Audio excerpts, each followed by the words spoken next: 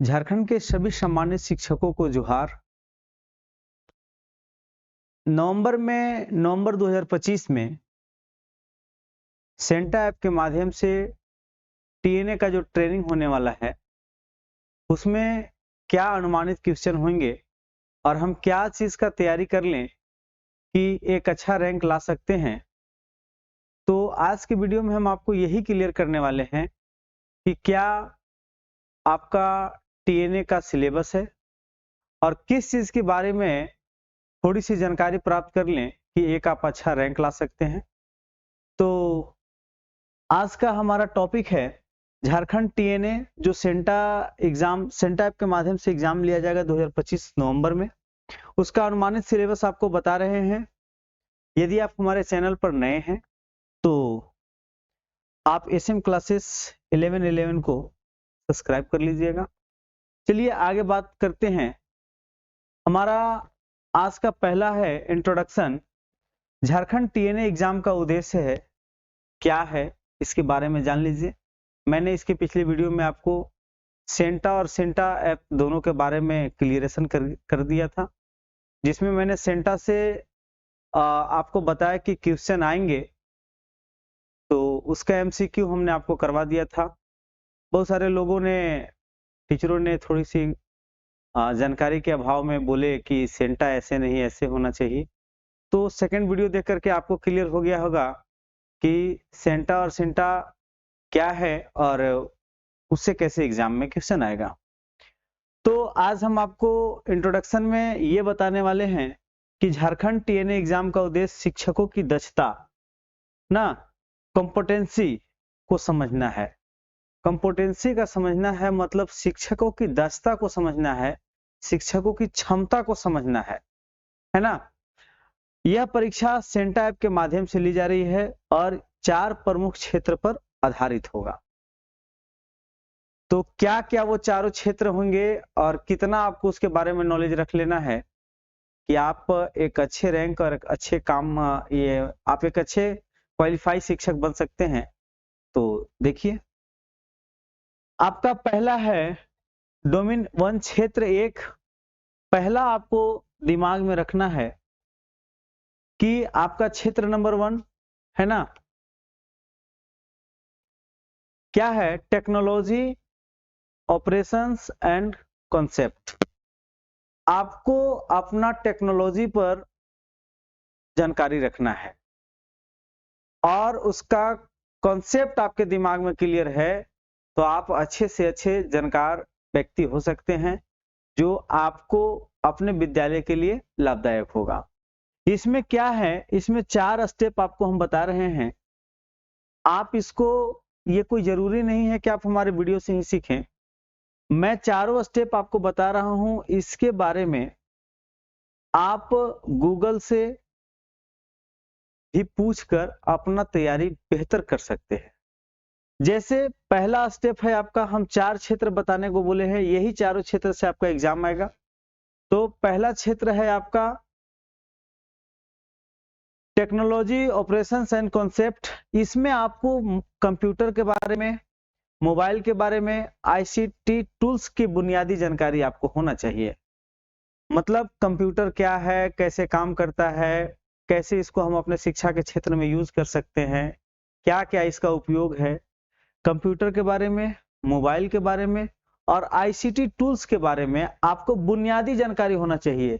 बहुत बड़ा महारत हासिल नहीं करना है इसमें। आपको कैसा जानकारी होना चाहिए? बुनियादी, नीचे स्तर का जानकारी होना चाहिए। अब आपके पास आएगा सर कंप्यूटर तो समझ रहे हैं, मोबाइल भी समझ रहे हैं, आईसीटी टूल्स क्या है? तो आईसीटी टूल्स है ना। आईसीटी टूल्स का मतलब समझिए सूचना प्रौद्योगिकी यंत्र है ना। इसमें 2 तरह के आप आईसीटी टूल्स के बारे में जान सकते हैं। आप एक ले लीजिए हार्डवेयर और एक ले लीजिए सॉफ्टवेयर। अब हार्डवेयर और सॉफ्टवेयर के बारे में आपको विशेष जानकारी होना चाहिए कि हार्डवेयर क्या है और सॉफ्टवेयर क्या है। जैसे बहुत कुछ आप मशीन के रूप में देख रहे हैं, ये सब चीज आपका क्या हो जाएगा? हार्डवेयर। जैसे मोबाइल, कंप्यूटर, ठीक है, कैमरा, जो भी चीज आप मशीन के रूप में सीधा देख रहे हैं वो क्या हो जाएगा, हार्डवेयर। और वो मशीन किस माध्यम से चल रहा है, क्या करने के बाद चल रहा है, तो हम उसको क्या कह देंगे, सॉफ्टवेयर। चलिए इसके बारे में हम सब पर एक एक स्टेप का क्लास भी लेकर के आएंगे। हमने अपने चैनल से आपको वादा कर रखा है कि आपके सेंटा ऐप में आने वाले बहुविकल्पिक प्रश्न का सभी टॉपिक पर स्टेप बाय स्टेप आपको क्लियर करेंगे।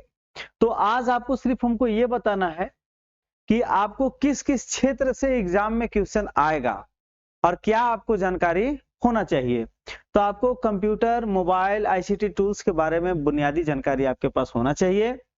आपको इसी टेक्नोलॉजी ऑपरेशन से आपको एप्लीकेशन और ऑनलाइन प्लेटफॉर्म का उपयोग करना है, क्या होता है, कैसे होता है, इसके बारे में आपके पास जानकारी होना चाहिए।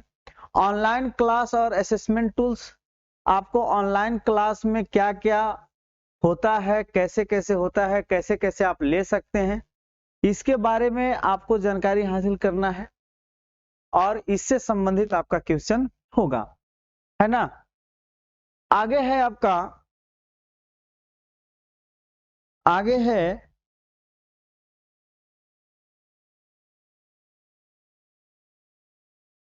हाँ ऑनलाइन क्लास और असेसमेंट टूल्स, ठीक है।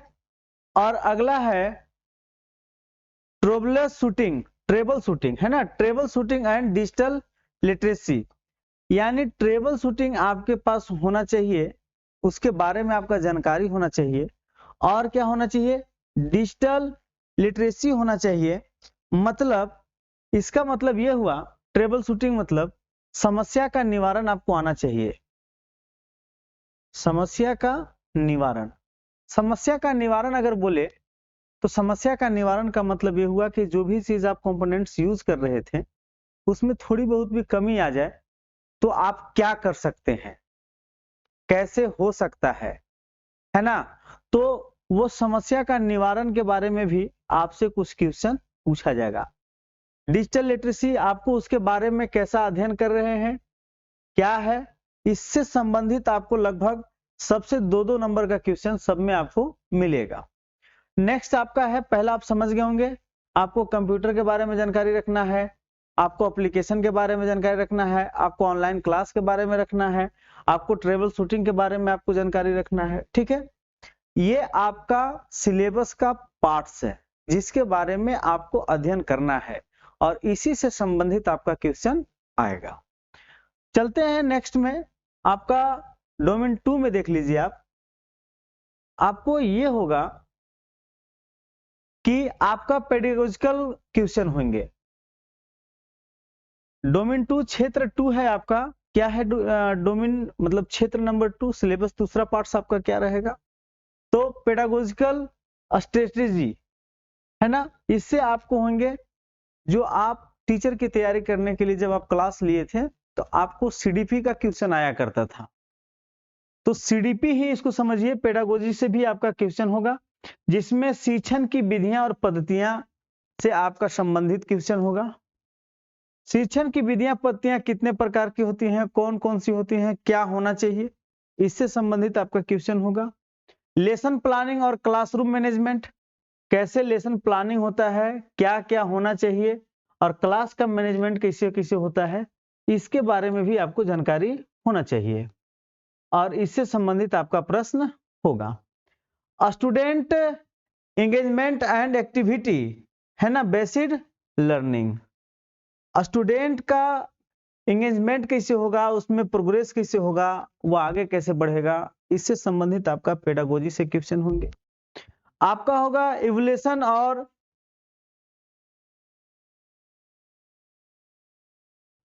इवोल्यूशन और टेक्निक्स, ठीक है, और फीडबैक प्रोसेस, आपका तकनीक क्या है, मूल्यांकन क्या है, इसके बारे में भी आपसे क्वेश्चन आएगा। यानी कुल मिलाकर के आपको टेक्निकल क्षेत्र से क्वेश्चन आएगा, आपका सीडीपी से क्वेश्चन आएगा, ठीक है। चलते हैं नेक्स्ट में, आपका तीसरा स्टेप क्या है, आप इसको समझ गए होंगे, सीडीपी से भी आपका क्वेश्चन आएगा।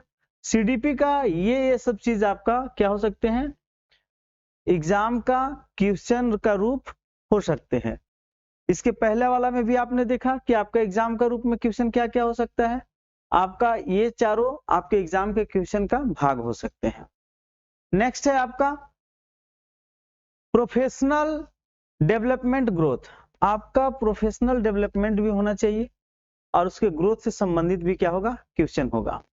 जैसे सीपीडी है ना, शिक्षक का निरंतर व्यवसायिक विकास, इससे संबंधित भी आपका क्वेश्चन होगा। Collaboration and pair learning, collaboration भी ऐसे आपका क्वेश्चन होगा कि आपस में संबंध बना करके कैसे हम लोग शिक्षा को ग्रहण कर सकते हैं। ये भी समझिए कि सीडीपी का ही पार्ट 2 है, उसी से आधारित लंबा लंबा क्वेश्चन होगा और आपको प्रेजेंट ऑफ माइंड लगा करके उससे संबंधित क्वेश्चन को सॉल्व करना होगा। इवोल्यूशन इन एजुकेशन और प्रैक्टिस एंड मोटिवेशन है ना, इथिकल प्रैक्टिस एंड मोटिवेशन, इससे भी आपका क्वेश्चन होगा। आपको क्वेश्चन का ये सब पार्ट्स आपको बताए गए हैं, यानी सीडीपी से आपको लंबा सा क्लास है जिसमें शिक्षक का निरंतर कैसे होगा, कोलैबोरेशन कैसे होगा, इनोवेशन कैसे होगा और इथिकल कैसे होगा, ये सब पर आपको क्वेश्चन इससे संबंधित आएंगे। और मैं सब एक एक टॉपिक का एक एक क्लास आपके लिए लेकर के जरूर आऊंगा, ठीक है। नेक्स्ट है आपका 3 क्षेत्र हो गए, डोमेन 1, 2, 3 और डोमेन 4 है आपका कि ये आपके लिए टफ हो सकता है, सब्जेक्ट कॉन्टेक्ट नॉलेज।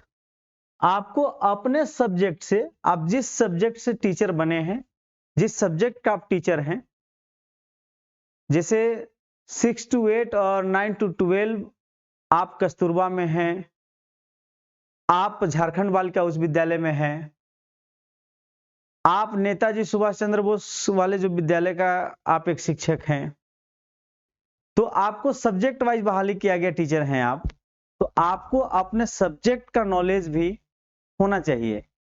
आपके सब्जेक्ट से भी क्वेश्चन आएगा, यानी विषय के अनुसार गहन ज्ञान, जैसे आपका मैथ, साइंस, लैंग्वेज, एसएसटी, आप जिस क्षेत्र का टीचर है अपने सब्जेक्ट पर भी आपको अच्छा खासा नॉलेज होना चाहिए और उससे भी आपका एग्जाम में क्वेश्चन आएगा।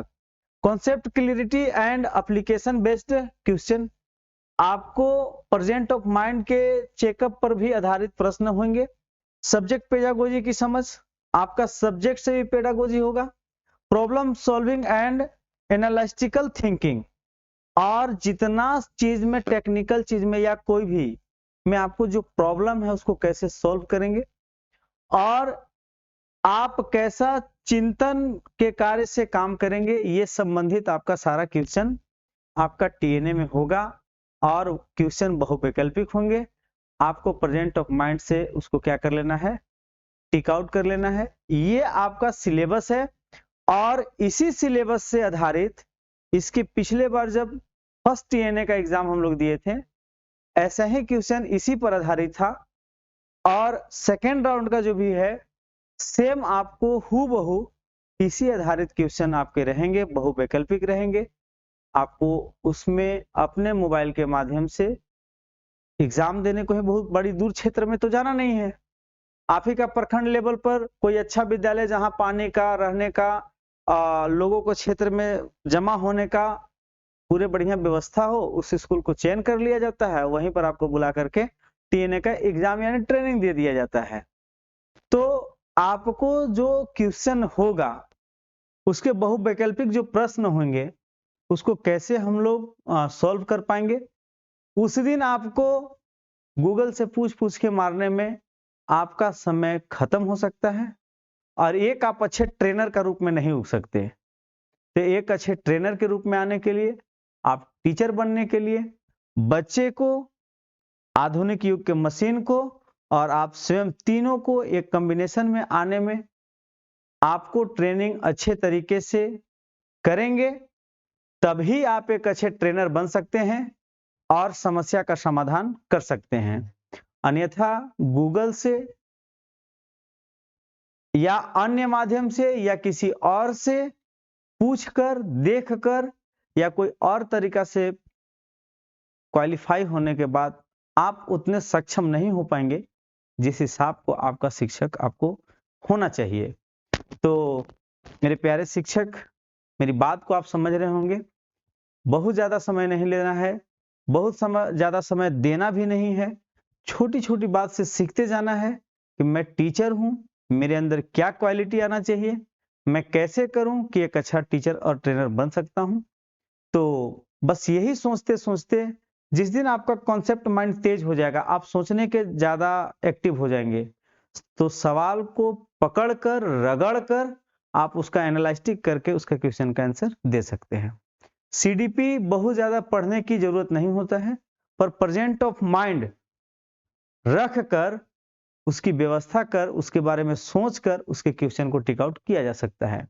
क्या नेगेटिव है, क्या पॉजिटिव है, कौन टैग वर्ड को पकड़े, कौन को छोड़े, ये सारी व्यवस्था रख करके थोड़ी-थोड़ी भी बहुत जानकारी होगा तो आप अपने क्वेश्चन को अपने आप से टिक कर सकते हैं।